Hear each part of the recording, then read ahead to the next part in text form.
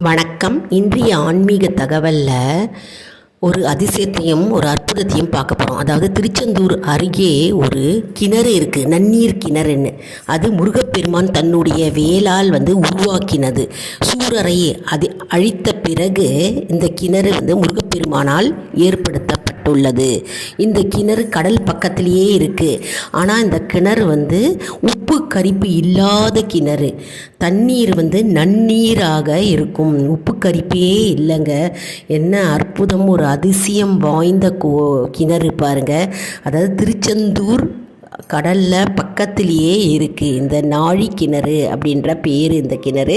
இந்த கிணத்துல நம்ம தண்ணீரை தெளிச்சிக்கலாம், அப்படின்னா ஸ்நானம் பண்ணிட்டு நம்ம முருகப்பெருமானை கோவிலில் போய் நம்ம தரிசனம் செய்யலாங்க.